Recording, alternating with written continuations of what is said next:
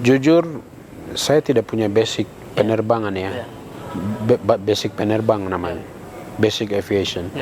Orang tua saya juga tidak tahu namanya pesawat. Keluarga juga tidak pernah ada yang jadi pilot kayak begitu. Dan saya juga hanya ingin jadi pilot saja. Seperti itu. Tapi kalau untuk belajar lihat pesawat, lihat teori ya pernah. Tapi setelah tiba di Amerika, saya pikir Amerika ini mungkin ada beberapa proses yang saya harus ikut. Tidak. Setelah saya tiba di sana, satu hari saya mulai urus. Saya punya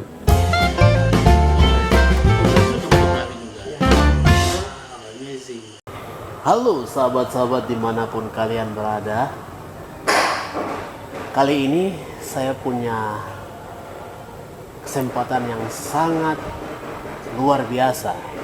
Kali ini memang saya merindukan sangat lama sekali podcast bersama abang saya yang paling luar biasa, menginspirasi banyak anak muda Papua, bahkan Indonesia juga.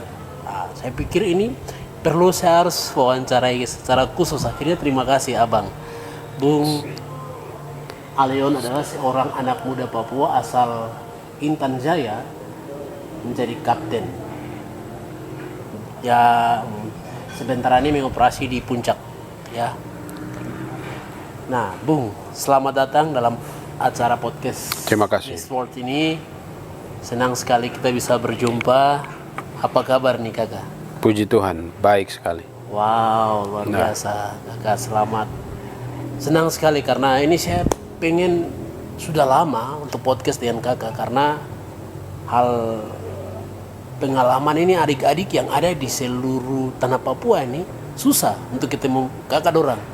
Salah satunya untuk mempengaruhi atau memotivasi mereka, caranya kita harus buat podcast supaya adik-adik ini mereka dapat inspirasi. Oh, sab kakak itu dia pernah ke Amerika, harus bisa seperti dia begitu juga. Nah, itu inti dari sebuah podcast ini. Jadi kakak ini kan orang bilang black man ya, pasti bahasanya tuh pasti saya saja sering minder begitu. Saya kuliah di Indonesia saja sering minder menghadapi orang-orang Jawa. Pertama kali kakak mau kuliah itu apa yang mendorong kakak harus kuliah penerbangan kakak? Oke, saya jelaskan sedikit. Penerbangan khususnya untuk jadi pilot ya. Jadi pilot itu sebenarnya bukan kuliah, tapi itu dia semacam sebuah pelatihan. Bisa dibilang kursus, tapi arahnya ke pelatihan. Jadi saya belajar menerbangkan pesawat. Wow, luar biasa. Jadi yang memotivasi saya untuk jadi seorang pilot kala itu semasa kecil. Jadi kami di pegunungan, semua pegunungan tengah Papua ini, anak-anak termasuk saya, di masa kecil itu kendaraan paling utama dan pertama yang kita tahu bukan sepeda, bukan motor, ataupun kendaraan yang lain.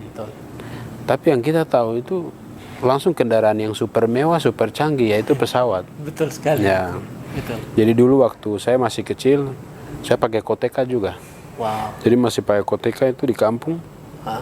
Ketika dari saya punya kampung namanya Kendetapa, itu orang tua saya sering antar karena di Kendetapa tidak ada lapangan terbang. Di Intan Jaya, Kendetapa, tidak ada lapangan terbang. Kami biasanya ke Pogapa. Nah, Pogapa itu tempat base dari misi orang-orang Barat, dari misi CMA dari Amerika dan Kanada. Di situ Pak John Katz ada di situ, sehingga pesawat itu keluar masuk di situ, daerah Pogapa. Saya waktu kecil masih pakai koteka sama orang tua itu saya di situ. Jadi ketika dengar bunyi pesawat, itu kami lari ke pesawat tuh ingin saja lihat pesawat. Aduh, pesawat itu seperti apa, terus yang bawa itu siapa gitu. Tapi kepikiran untuk menjadi seorang pilot itu belum ada. Tapi wah, orang hebat ya, mereka hebat, orang bule. Mereka bisa bawa barang ini, bisa kemana-mana gitu. Akhirnya pada saat saya sudah mulai umur 14-15 tahun, itu saya posisinya di Timika. Waktu di Timika, keluarga orang tua itu sering ke pedalaman. Ya. Nah, mereka ke pedalaman tuh ada namanya Christmas flight. Oh, Ya, ada Christmas flight.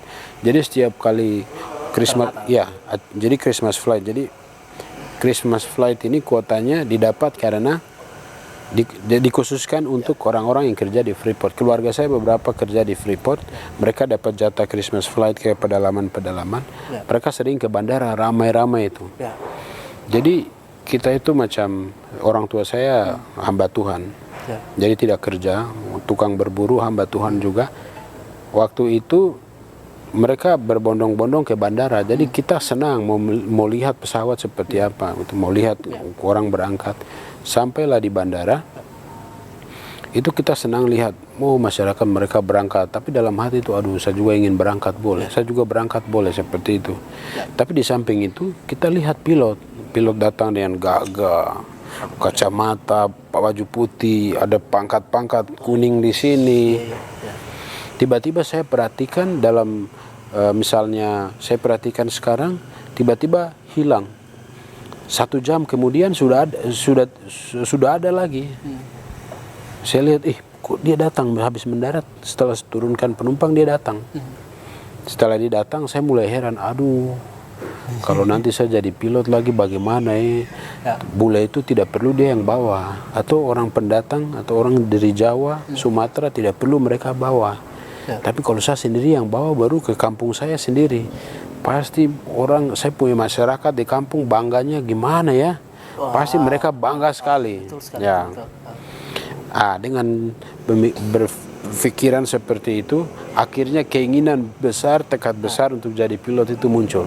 Wow, luar biasa sekali kan. Jadi awalnya terpengaruh dari pesawat-pesawat misi ya. Ya. Luar biasa, Bang. Dan sudah mulai ancang-ancang atau kakak punya pendidikannya. Misalnya kakak dulu belajarnya di Intan Jaya atau pergi ke Timika belajarnya? Saya belajar di SD kelas 1 sampai kelas 4 di Jayapura. Oh, Jayapura. Ya, Luar biasa. SD Kampung Harapan Sentani. Wow. Di Stadion Lukas NMB sebelah. Wow. Itu SD Impres Kampung Harapan. Ya. Kelas 1 sampai kelas 4 SD di situ. Wow. Karena saya punya bapak dulu kuliah di STT Walter Pos 7 Sentani. Wow. Jadi ketika beliau sudah selesai, kami pindah ke Timika. Wow. Saya lanjut kelas 5 di Timika SD YPPGI Kuam Kilama. Sampai lulus di sana, terus masuk SMP di SMP Advent Timika. Wow. Setelah selesai, saya dapat beasiswa dari LPMK. Sekarang sudah menjadi LPMK itu apa ya, Kak? Lembaga Pengembangan Masyarakat Amungme dan Kamoro. Oke. Sekarang lembaga sudah dirubah menjadi yayasan. Mereka ini dananya didapat dari Freeport. Jadi mereka adalah lembaga mitra dari Freeport itu sendiri. Sehingga saya dapat beasiswa dari YPMK itu. Diberangkatkanlah ke Semarang. Jadi saya SMA-nya di Semarang, Jawa Tengah. Wow, luar biasa. Berarti semua dari Timika langsung dapat beasiswa ke Semarang. Dari Semarang Baru saya ke Amerika. Wow, ini seru nih, kakak. Ya. Kakak berapa lama di Amerika? Di Amerika saya 1 tahun. Wow, 1 tahun. Berarti cukup lama juga. Cukup lama, ya. Cukup lama. Kakak, ini kira-kira kakak sempat nervous atau gugup ketika menghadapi orang-orang di sana, atau tidak? Jadi menghadapi beda budaya atau menghadapi orang-orang yang memang ilfil lah, orang-orang yang melihat kita black man itu kan sedikit. Itu kakak bagaimana waktu itu? Pernah rasa minder atau tidak? Iya, rasa minder pasti ada. Namanya culture shock ya. Ya, betul. Karena budaya yang beda tentunya, kemudian juga kehidupan mereka dalam berbahasa yang beda juga, dengan cara berpikir yang beda.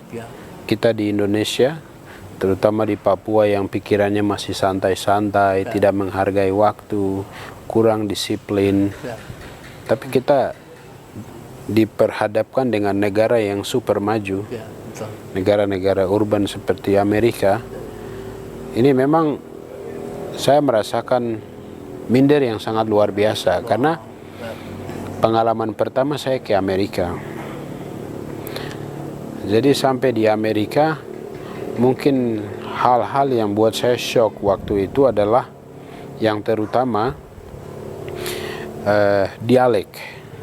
Ya. Dialek bahasa. Iya, dialek berbahasa Inggris. Wah, wah. Jadi Texas ini dia agak unik. Oke. Ya, Oke. the Lone Star State. Dia agak unik daripada bahasa Inggris daripada state-state yang lain. Ya. Ya. Jadi daerah Texas ini dia mix Latino ya, karena berbatasan dengan Meksiko. Ya. Jadi logat yang mereka pakai itu sangat, pelipatan lidahnya sangat maksimal, sehingga kita harus butuh beberapa waktu untuk memahami bagaimana mereka bicara bahasa Inggris. Kemudian juga gaya-gaya bahasa Inggrisnya mereka itu juga ada bahasa Inggris yang baku, ada bahasa Inggris yang seperti kita biasa bicara biasa-biasa saja di sini, semacam kopi makan di mana? Kok dari? Ya. Begitu. Nah, di sana juga ada. Where you going? Wah. What's up? How things going on? Ya. Jadi seperti itu. Nah, ini buat saya sedikit agak berat di bulan-bulan pertama. Ya. Tapi setelah berjalannya waktu, sekitar 3 bulanan saya bisa menyesuaikan ya, dengan bahasa, kemudian kehidupan mereka yang menghargai waktu. Ya. Harus bangun on time, mau tidur sampai jam berapapun terserah. Yang penting kita tahu bertanggung jawab dengan waktu kita. Betul. Jadi kalau besok pagi saya ada terbang jam sekian, kita harus bangun jam sekian. Nah, itu yang saya banyak dapat. Kemudian juga how we manage the trash, garbage, sampah mana-mana. Nah, cara-cara itu hal-hal kecil, hal-hal yang sering kita di sini anggap biasa, sepele, tapi di sana itu hal-hal kecil itu dihargai sangat luar biasa. Jadi itu satu hal yang memang saya harus butuh waktu untuk beradaptasi, ya, karena di hal-hal seperti itu yang sedikit buat saya minder kala itu. Wow. Ya. Saya pernah dengar kakak pernah pernah salah masuk pintu katanya. Oke, ya. itu bagaimana ceritanya? Sampai kakak masuk malam-malam katanya. Iya, Itu betul. Itu coba bagaimana itu kata? Jadi saya pertama kali ke Amerika itu saya sudah berpikir, wow, negara besar, saya pasti akan hilang ini kalau saya tidak punya orang yang meng-guide saya untuk tiba di sekolah.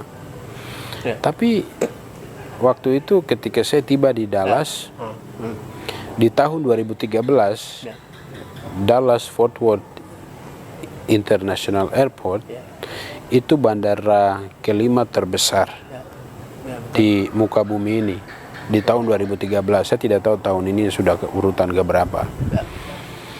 Jadi saya masuk ke situ. Di situ mereka punya landasan pacu atau runways itu banyak. Saya lupa ada berapa runways, tapi rupanya lebih dari 4. Dia lebih dari 4 runway. Jadi satu bandara itu landasan 1, ada landasan 2, ada landasan 3, ada landasan 4, ada 5. Jadi otomatis bandara, airport, bangunannya pasti besar lah ya. Ya, betul. Masa ketika saya berangkat dari sini Jakarta tiba di Narita, Jepang. Dari Jepang kita transit lagi di Minneapolis, salah satu negara bagian Amerika juga. Dari Minneapolis baru kita masuk ke Dallas. Nah, setelah masuk, ketika saya tiba di sana, saya lihat pas keluar dari pintu pesawat, tibalah di salah satu jalan bandara situ, bukan bandara tapi jalan di dalam ruang tunggu itu. Saya lihat, ini orang pada ramai ke sana jauh sekali. Tapi selain itu ada jalan kecil, lorong kecil yang orang lewat di situ juga. Jadi saya bertanya-tanya, wah jalan yang mana yang saya harus lalui? Saya kalau lewat jalan besar yang orang ramai ada jalan, harapan saya itu ada orang yang pegang kertas, tulis apa nama, Alion Belau begitu. Jadi saya bisa tahu, oh, he's looking for me. Oh, dia cari saya. Akhirnya kan gampang. Cuman saya lihat kok tidak ada orang yang berdiri di situ, tidak ada tempat orang berdiri, tapi jalan lurus ke sana. Saya bingung. Kalau saya lurus kayaknya saya hilang. Mendingan saya ikut yang kecil ini. Ketika saya ikut yang kecil, tidak jauh, setelah beberapa meter di depan situ, orang semua ada shuttle bus yang airport punya. Jadi bis itu dia berhenti, langsung orang masuk di situ. Karena saya juga bingung, kalau saya kembali dan saya jadi bingung lagi, mendingan saya masuklah di bis itu. Masuk di bis itu, rupanya bis itu antar ke tempat rental mobil. Ya, jadi ada orang mau pakai, orang mau sewa. Jadi di bandara juga punya tempat car rent station begitu ya. Tidak jauh juga dari bandara. Setelah turun di situ, saya bingung. Mana orang yang pegang saya punya nama, terus kasih hand sign seperti ini, halo, hai, Alion, atau pegang saya punya nama di situ Alion. Saya bingung. Aduh, saya bingung ini, what to do. Jadi pertanyaan besar. Jadi ketika saya duduk, saya tunggu dari jam 6 sore, jam 7, jam 8, jam 9, sudah 3 jam. Saya lihat, wow, ini sudah malam, tapi tidak ada tanda-tanda. Tapi orang yang tadi datang sama-sama dan sudah kosong semua. Jadi saya bingung, ya Tuhan, ini saya harus bagaimana? Akhirnya saya memberanikan diri. Saya sebenarnya punya alamat sekolah di laptop, tapi laptopnya hidup. Dia punya cas laptop itu. Bukan hidup, laptopnya mati. Jadi kalau saya mau cas baru kasih nyala, dia punya cas, colokannya beda. Indonesia punya dengan Amerika punya beda, sehingga saya jadi bingung. Wow, saya tidak bisa kasih menyala. Akhirnya saya hubungi petugas yang jaga di situ. Saya bilang, selamat malam Pak, saya baru datang, saya student dari Indonesia datang, saya hilang jalan. Saya butuh bantuan, I need your help, your assistance. Akhirnya dia bilang, oh oke, bisa. Kok mau kemana begitu? Saya bingung, saya mau dapat alamatnya di mana, caranya di mana gitu. Saya bingung. Semua alat elektronik yang kakak bawa mati juga. Mati semua. Mati.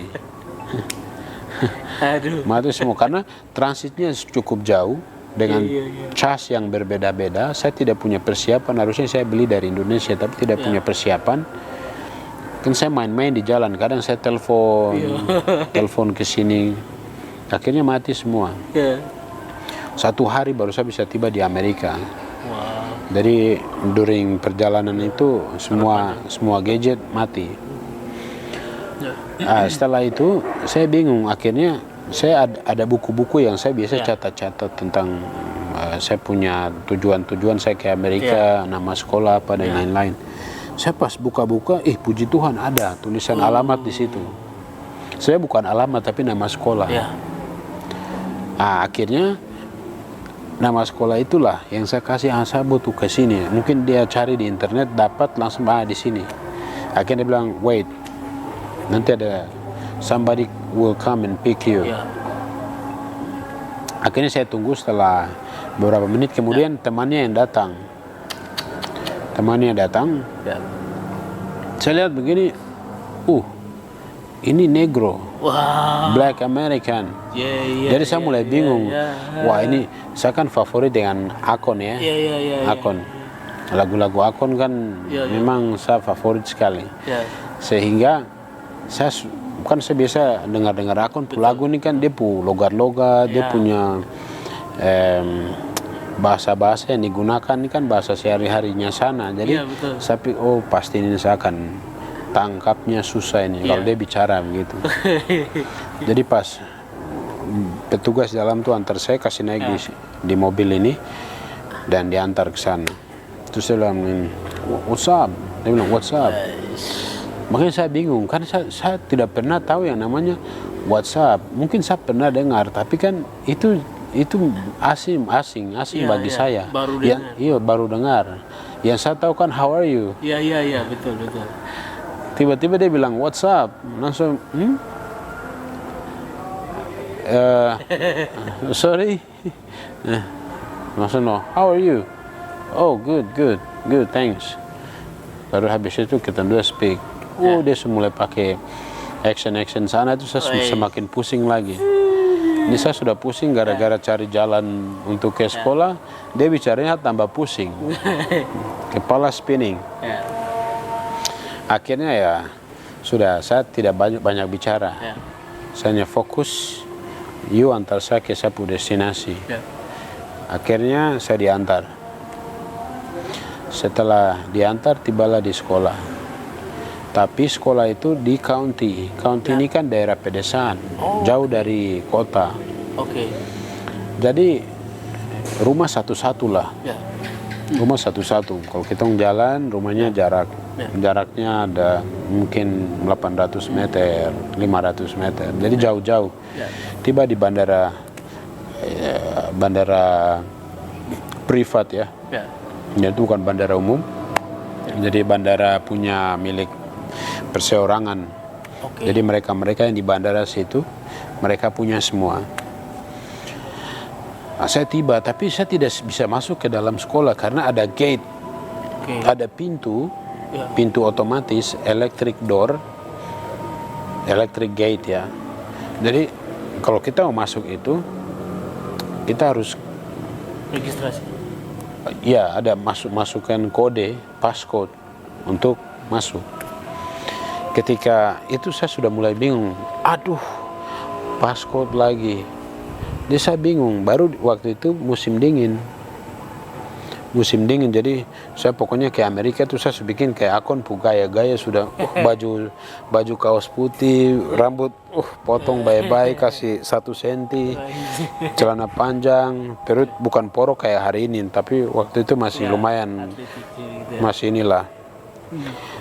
Tapi tibalah di pintu itu, saya mulai bingung. Setelah driver ini dia kasih turun saya di situ, dia kembali.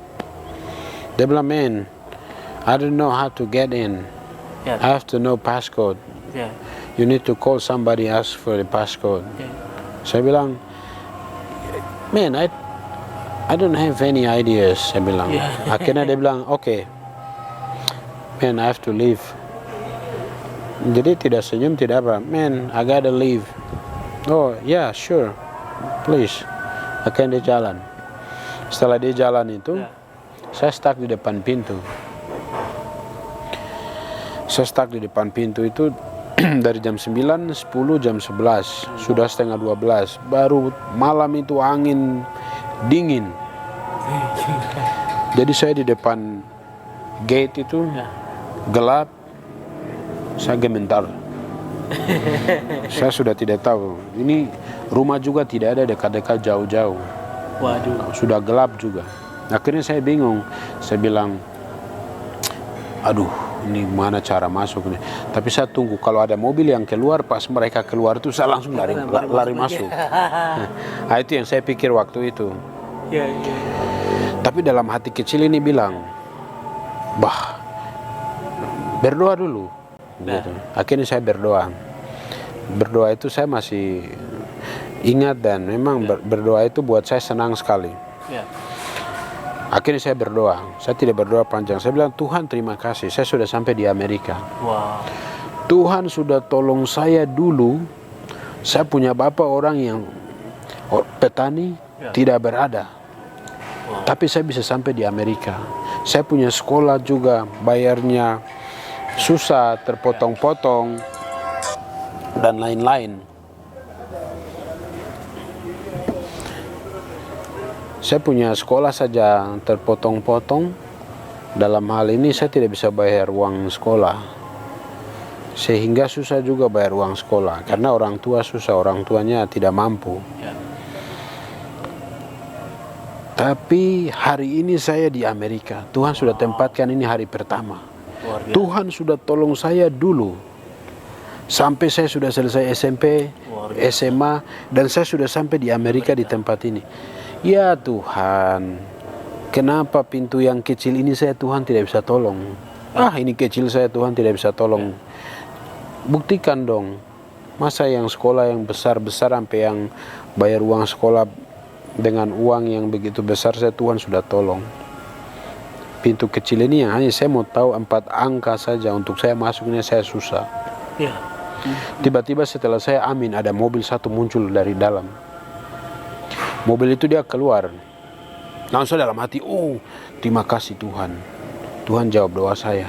Ya. Mobil ini dia pas keluar tuh saya harus lari masuk. Ya. Jadi itu yang saya pikir. Tiba-tiba setelah mobil ini keluar sampai di depan, dari dalam keluar itu otomatis, tidak perlu mereka kasih masuk kode. Tapi kalau dari luar ke dalam kita harus masukkan kode. Ya. Dia dari dalam keluar, itu saya mulai pikir. Setelah dia sampai di depan pintu, pintunya terbuka. Ya. Langsung saya bukannya lari ke dalam, tapi saya macam dalam hati bilang tanya orang itu. Ya. Akhirnya saya bilang begini. Saya bilang, sir, hello sir. Saya bilang begini. Akhirnya dia berhenti. Dia lihat saya angkat tangan begini. Dia berhenti. Setelah dia berhenti, dia tanya, bagaimana? Saya bilang begini, aduh Bapak, minta maaf. Ya. Saya baru dari Indonesia. Wow. Dan I've been standing here for 3 hours. Ya. And I'm freezing. Waduh. Saya bilang, saya sudah di sini 3 jam dan saya badan beku, dingin. Saya butuh bantuan. Bapak tahu nama sekolah ini kah? Langsung begini, namamu Alion Belau kah? Dia bilang begitu. Wow. Namamu Alion Belau? Sampai, ya Pak, benar. It's me, Alion.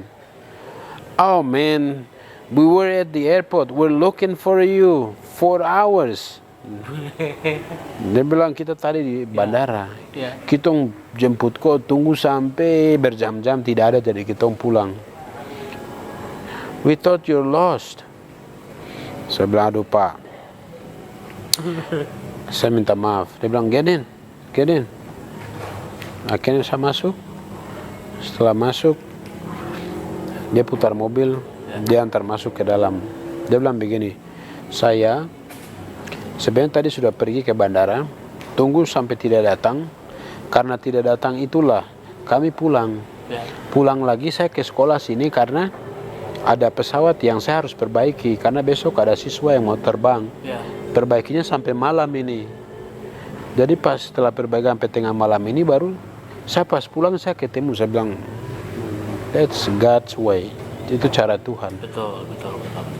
Saya bilang cara Tuhan. Terima kasih Tuhan.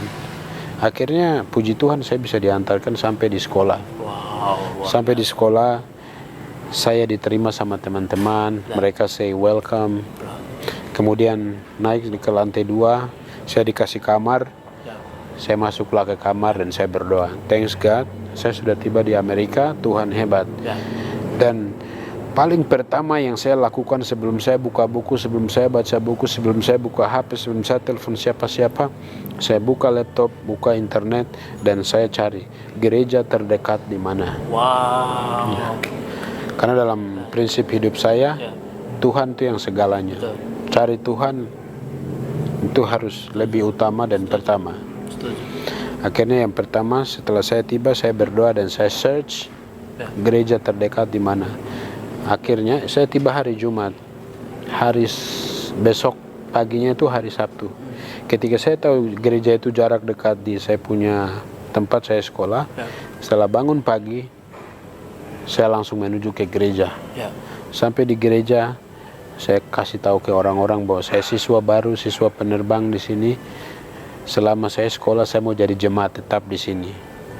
Jadi saya mau datang kenalkan nama dan menjadi member di gereja ini. Akhirnya mereka welcome sekali, senang dan terima saya waktu itu. Jadi itu cerita perjalanan saya ke sana. Saya hilang jalan, tapi Tuhan bantu saya. Saya mulai dengan keinginan inisiatif saya sendiri. Karena tidak ada tempat yang asrama sediakan untuk belajar bahasa Inggris. Asramanya menyediakan guru-guru tutor untuk setiap malam kita dibimbing. Kemudian belajar bahasa Inggris di sekolah, ketemu guru bahasa Inggris. Saya berinisiatif sendiri lagi untuk di luar dari itu semua. Saya punya uang saku yang diberikan oleh asrama. 1 bulan 150.000 waktu itu. Saya sisihkan 100.000, 50.000 saya beli sabun mandi, beli sikat gigi dan mungkin jajan sedikit-sedikit. Lagi di Jawa kan Jadi 100.000 saya sisihkan, 50.000 saya pakai untuk beli kebutuhan MCK. Jadi saya cicil, saya punya kursus tuh cicil. Saya bayar 100, mungkin kalau saya tabung 2 bulan 200 saya kasih. Akhirnya asrama lihat saya punya kemauan itu, niat itu, akhirnya asrama mulai bantu. Oke, ini kita tambah uang, asrama mulai bantu. Tapi karena saya merasa 6 bulan itu saya sudah cukup, akhirnya saya tidak melanjutkan. Tapi saya cari source sendiri, seperti kembali lagi untuk fokus nonton film tanpa subtitle, kemudian juga mendengarkan lagu-lagu bahasa Inggris dengan dia punya lirik. Kadang tanpa lirik saya mulai mengerti artinya apa. Itu memperkaya saya untuk bisa berbahasa Inggris. Kemudian juga saya di sekolah itu saya murid yang paling aktif bicara bahasa Inggris dengan guru bahasa Inggris. Guru bahasa Inggris sampai pusing karena saya bicara patah-patah, kadang salah, tapi guru mau marah juga kan lihat saya punya keinginan, ingin tahuan. Akhirnya guru ya sudah salah-salah, tak boleh balik. Tapi akhirnya guru dengan senang hati untuk memberikan semangat. Alion, kamu punya keinginan yang besar, terus kamu tingkatkan. Tapi di lain sisi guru dia bosan juga karena hampir setiap hari ulang-ulang. Guru dia belum datang taruh tas di kantor, saya sudah kejar guru di bawah. Sambil jalan tuh, how are you? How are you? How are you, ma'am? Are you fine today? Jadi kadang saya bicara salah-salah. Mungkin saya dalam pikiran saya saja bahwa mungkin waktu itu guru dia lihat saya tuh, kok bocah ini lagi ya ganggu-ganggu saya terus. Harusnya dia bicara dengan saya ini di kelas begitu. Kenapa di sini dia mulai ganggu-ganggu saya lagi? Kayak mungkin dalam hatinya seperti tapi di lain sisi dia lihat Alion punya niat yang luar biasa. Nah, dengan seperti itu, ketika guru bilang saya salah, ketika teman-teman tertawakan saya, itu saya mulai tahu saya punya kesalahan di mana. Jadi kalau saya ulang mengucapkan hal yang sama, nanti salah pasti teman-teman tertawa. Contoh kata mungkin kami. Akhirnya saya perbaiki. Contohnya,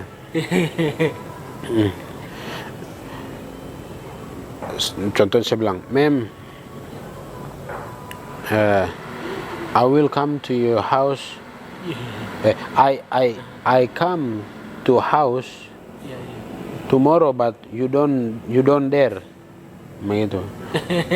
Jadi padahal saya bilang saya datang ke kau rumah kemarin, tapi kok tidak ada. Tapi saya pakainya saya datang ke kau rumah besok, tapi kok tidak ada. Begitu. Jadi tomorrow and yesterday. Jadi itu tak bola balik. Kayak begitu. Akhirnya teman-teman tertawa tuh. Kadang, Alion harusnya kau bicara tuh begini nih. Dia mulai menjelaskan hal yang seperti itu.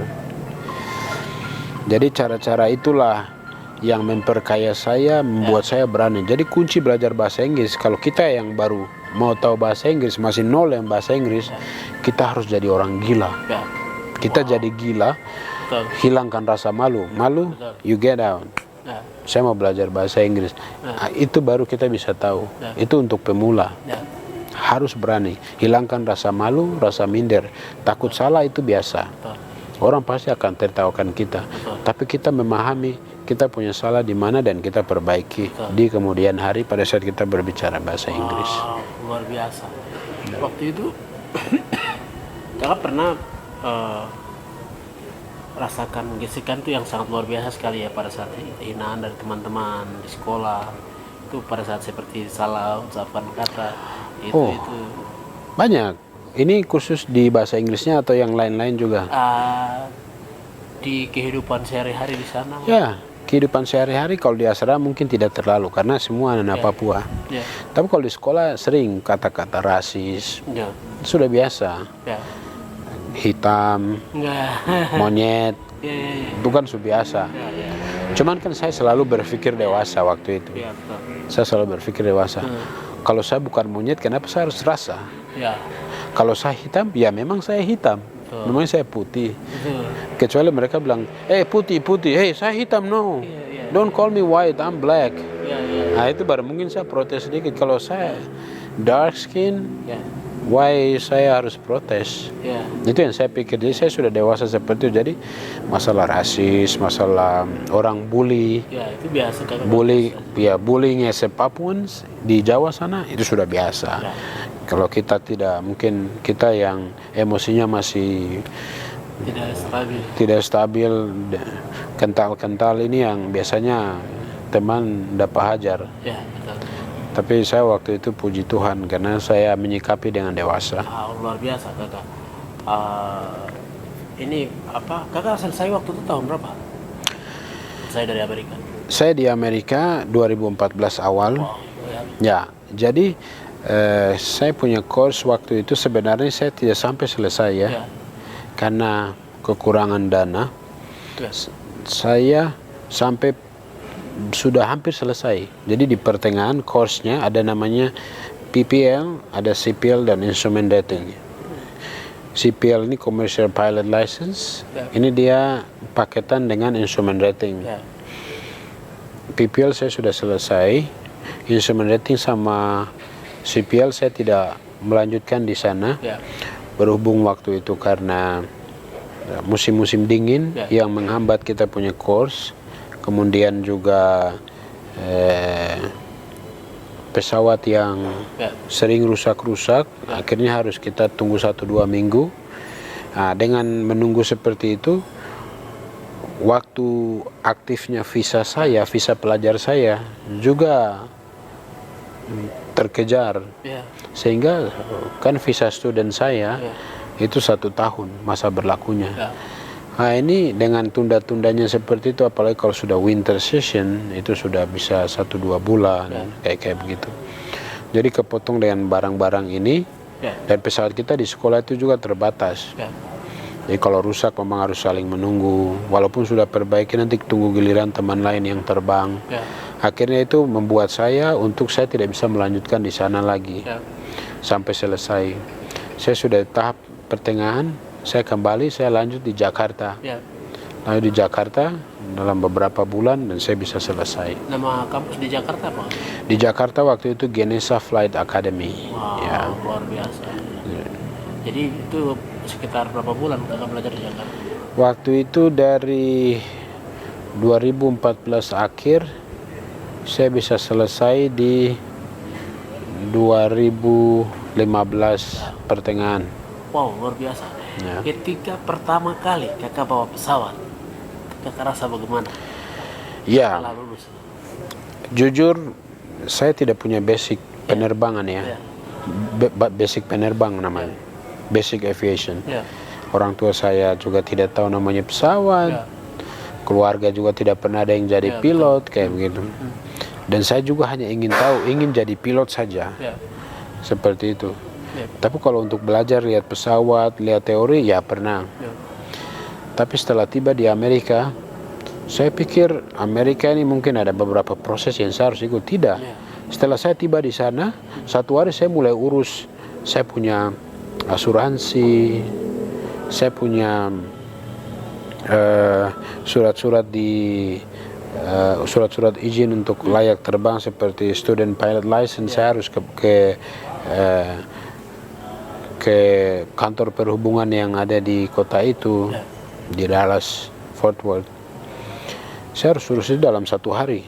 Dalam 1 hari itu sudah jadi medical check up. Terus hari yang berikutnya saya langsung diajak, let's fly. Jadi saya bingung, shock. What? Let's fly. Saya punya instruktur waktu itu namanya Yutai Kim, dia dari Korea Selatan. Wow. Dia orang tua juga, umur sekitar 60-an tahun. Ya. Dari 50 tahun lah. Dia mulai bawa saya terbang. Langsung dia suruh saya duduk. Dia kasih menyala pesawat. Dia bilang, oke, cara bawa begini ya. Lah, cepat, tambah gas dulu. Saya mulai tambah gas, pesawat jalan. Setelah jalan, ya kalau mau belok itu ini. Kau tekan ini coba. Kau tekan ini lagi. Jadi pesawat pas pertama kali jalan tuh ini. Jadi ada remnya, ada belok kiri kanannya. Jadi pesawat tidak stabil jalan. Saya pusing sendiri. Aduh, ini bingung. Ini belum terbang, masih di jalan. Dia kasih tahu dulu cara rem ini, cara belok kiri kanan ini, cara pegang yoke atau setir di pesawat itu seperti ini. Dia kasih tahu basic-basic itu. Setelah itu langsung terbang. Wow. Langsung terbang, saya bilang, oh my goodness. Saya langsung takut. Aduh Tuhan, oh I'm on the air. Saya sudah di atas udara ini. Wow. Saya langsung, aduh Tuhan.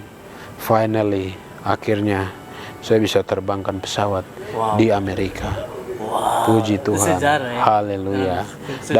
Dalam sejarah hidup, saya pernah terbang di Amerika. Wow. Dari 0 jam, 0 hour, saya pernah terbang di langit Amerika. Wow. Sampai saya terbang sendiri. Kalau dijadikan meter mungkin kita biasa pakai kaki ya. Ya, satuannya kaki atau feet, bahasa Inggrisnya feet. Kita pakai karena pakai 1000 feet. Jadi untuk sekolah penerbang kita biasa melakukan circuit training namanya. Jadi kita take off, kita mulai terbang di daerah ruang bandara itu namanya circuit, terus kita landing lagi. Ya, jadi ketinggiannya paling ya 1000. Wow. Ya. Tidak terlalu tinggi. Kalau 1000 bisa 1000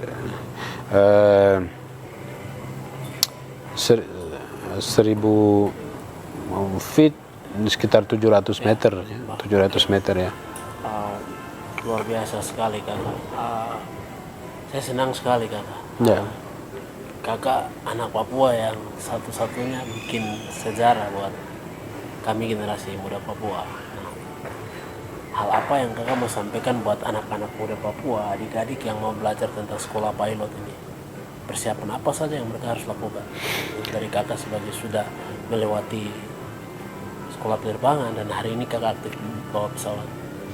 Oke. Yang terpenting adalah menjadi seorang pilot itu bukan perkara yang sulit ya. Menjadi pilot itu hal yang mudah. Tapi ada tapinya. Pilot itu mengajarkan kita untuk mengenal siapa diri kita sendiri.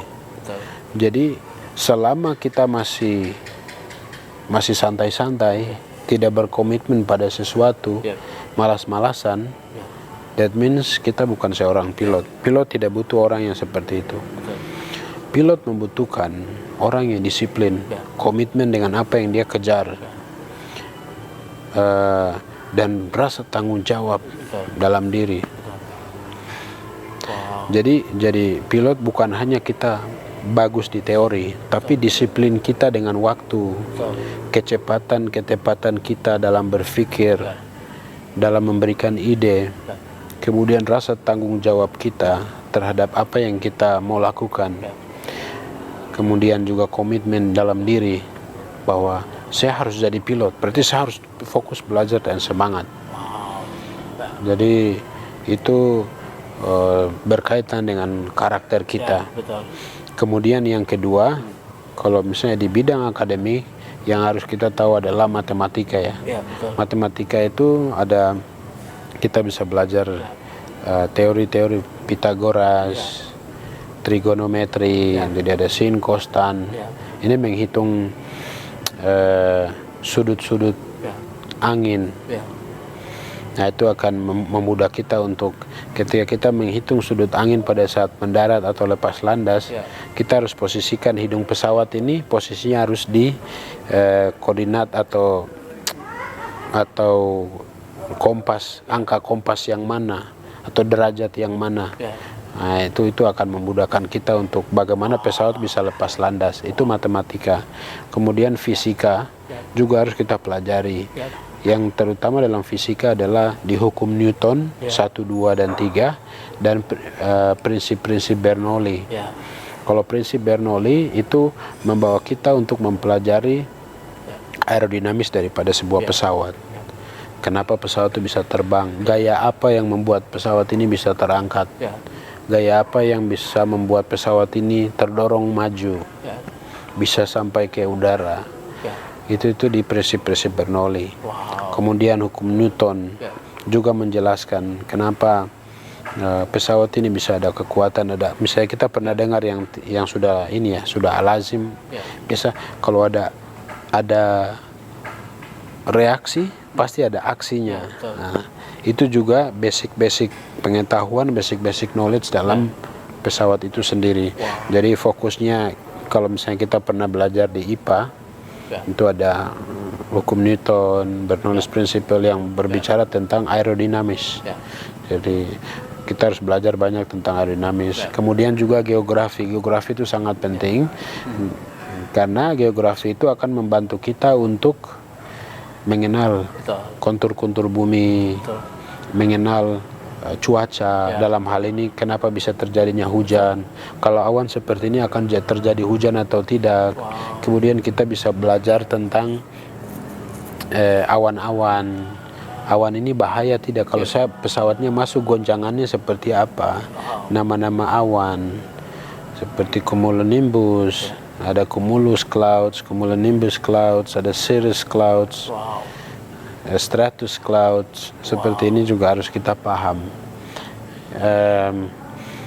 Ya mungkin seperti itu. Kemudian juga kita belajar tentang biologi terkait kemampuan tubuh kita beradaptasi dengan ketinggian seperti apa. Misalnya kita hipoksia atau pengaruh di gigi, pengaruh di telinga, pengaruh mata, di vision kita. Nah, ini biologi juga ada di situ. Jadi saya sarankan kalau anak-anak yang mau masuk ke penerbang, jadi pilot, sekolah pilot, dia harus di SMA IPA. Karena dia pas di IPA dia bisa tahu pelajaran sains, how science works in real life. Seperti terjadinya hujan itu kenapa? Ada namanya proses evaporasi, kondensasi, sublimasi. Ini kita harus paham. Itu di ilmu-ilmu IPA yang saya pikir IPA itu akan sangat membantu kita untuk mengerti. Tapi ya SMK juga mungkin bisa, tapi SMK mereka tidak akan perdalam terkait sains ya. Mereka hanya langsung ke lapangan, praktek lapangan, mengenal pesawat, mengenal airframe itu sendiri, maksudnya parts atau bagian-bagian dari pesawat. Mungkin itu yang mereka perdalam. Jadi saya pikir sebenarnya dua-duanya boleh saja, cuman saya sarankan harus SMA IPA. Ya. Itu jadi itu untuk di akademiknya. Kalau untuk karakternya itu yang tadi saya juga sampaikan di awal. Takut Tuhan. Dan yang paling penting dari semua itu harus rajin berdoa, takut Tuhan, olahraga, jaga kesehatan, tidak boleh sakit-sakit. Gigi harus bagus. Ya. Tapi kalau misalnya ada gigi yang tidak bagus, ada gigi yang bolong, ini harus dicabut. Dicabut tapi pasang gigi palsu. Ya. Kalau ada gigi yang bolong bisa ditambal. Jangan ada yang sakit. Karena apa? Ketika ada gigi yang sakit, kita terbang itu bahaya di penerbangan. Karena perbedaan ketinggian, pressure di dalam udara yang ada di ketinggian tersebut, tekanannya semakin kecil. Ketika semakin kecil, itu dalam gigi dia akan kompres. Kompres sampai ketika dia setelah kompres dia jadi keras di dalam bongkar gigi. Jadi kalau misalnya gigi itu sensitif sakit, dalam proses compression itu dia akan sakit. Tapi kalau tidak nanti tiba-tiba kita kaget gigi sudah keluar karena dia sudah pecah. Nah, kayak begitu. Kemudian juga telinga harus bagus. Ketika lagi flu dan lain-lain terganggu THT ya, tenggorokan, hidung, dan telinga. Itu satu bagian, satu parts yang ada dalam satu sistem kerja. Jadi kalau ada satu yang tersumbat itu akan mempengaruhi. Ketika telinga sakit di atas itu akan mempengaruhi hidung, mempengaruhi semua di kepala. Nah itu harus memang sehat. Jadi jasmani fits, knowledge terisi, dan karakter baik. Luar biasa sekali Kak. Kata kunci apa yang Kakak mau petik dari perbincangan ini supaya wow, ya ibaratlah bahasa bilang motonya Kakak begitu. Seperti apa yang Kakak mau sampaikan ke pemirsa yang sedang nonton ini? Saya punya moto, saya selalu saya punya moto dulu, saya bilang itu cari Tuhan dulu. Cari Tuhan. Ketika kita sudah dapat Tuhan, semua itu gampang akan kembali. Misalnya basicnya karena anak dari seorang hamba Tuhan, saya dibentuk, dibangun dari gereja. Jadi saya selalu bawa semua pergumulan ini dalam doa dan Tuhan yang utama. Jadi saya memang merasakan dan itu sudah terjadi. Jadi kita andalkan Tuhan, berdoa banyak. Jadi carilah dahulu kerajaan Allah dan kebenarannya, maka semuanya akan ditambahkan kepadamu. Itu ada di kitab Injil ya, di Matius. Itu. Tapi ada satu lagi. Sampai ke sini saya bilang, saya punya moto adalah harus ketika kita buang sampah pada tempatnya. Ketika kita buang sampah sudah salah, kita orang yang tidak beres. Betul. Sampah bisa membuat orang berhasil. Nah itu, buanglah sampah pada tempatnya. Mengajarkan konsistensi kita. Buang sampah harus di mana. Mengajarkan tanggung jawab kita. Kalau saya buang sampah, wah ini akan menjadi masalah. Saya harus buang pada tempatnya. Jadi buanglah sampah pada tempatnya. Itu menjadi moto saya yang saya pegang hari ini. Orang mungkin tidak rasa. Saya sekecil apapun gula-gula, ketika saya mimis plastiknya, mau di tengah hutan apapun saya tidak akan buang. Saya akan isi di saku dan datang kembali ke kota besar, saya buang di tempat sampah. Begitupun dengan hal-hal besar kayak macam kaleng-kaleng dan lain-lain.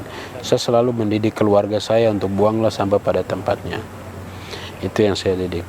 Makanya moto saya berikut adalah setelah carilah dahulu kerajaan Allah dan kebenarannya, itu yang berikut adalah buanglah sampah pada tempatnya. Jadi kalau Anda masih buang sampah tidak pada tempatnya, Anda tidak bisa jadi pilot. Ya, buat anak-anak yang mau jadi pilot. Karena buang sampah pada tempatnya mengajarkan kalian konsisten dan bertanggung jawab. Wow, luar biasa sekali semua teman-teman yang sudah menyaksikan perbincangan yang sangat panjang.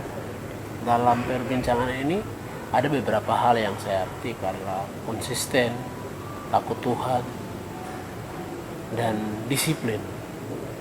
Itu penting sekali. Dan kerja keras, punya kemauan terus pas.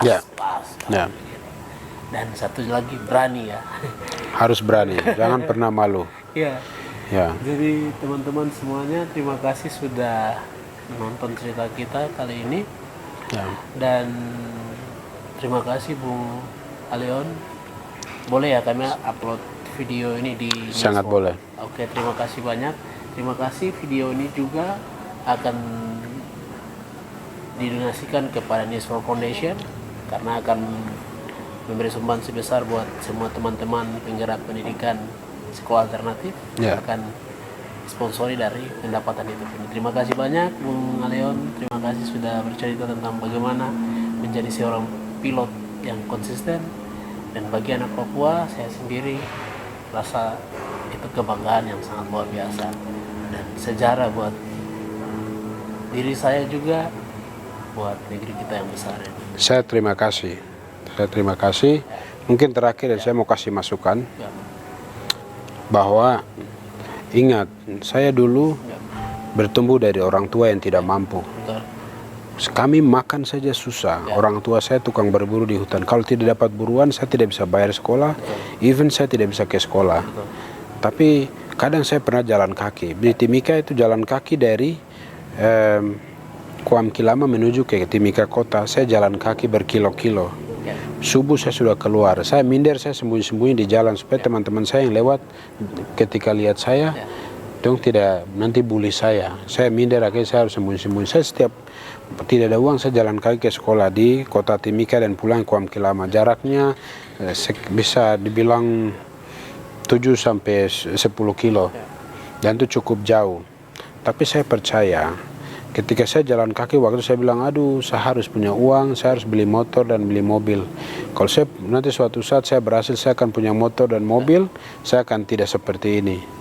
Puji Tuhan, saya punya orang tua tidak mampu, orang tua orang sederhana, orang yang kehidupan taraf ekonominya tidak seperti keluarga yang lain, sangat di bawah sekali. Tapi Tuhan bisa angkat saya. Jadi saya anak gunung, anak koteka yang datang dari atas dengan harapan yang besar untuk tanah Papua. Saya percaya teman-teman yang nonton ini, buat kalian mau jadi pilot ataupun mau ambil jurusan apapun itu, hanya tergantung pada kalian sendiri. Kesuksesan ada pada diri Anda sendiri. Ketika Anda berkomitmen hari ini akan menunjukkan siapa kamu besok harinya. Ya, tetap semangat, tetap mengandalkan Tuhan, komitmen, kerja keras, dan maju. Wow, luar biasa Bang. Terima kasih banyak. Ya. Terima kasih semuanya sudah nonton. Sampai jumpa lagi di konten-konten berikutnya. Dan podcast kita kali ini sampai di situ. Salam damai. Salam damai. Jangan lupa subscribe, comments, and share Nias World. Thank you. God bless.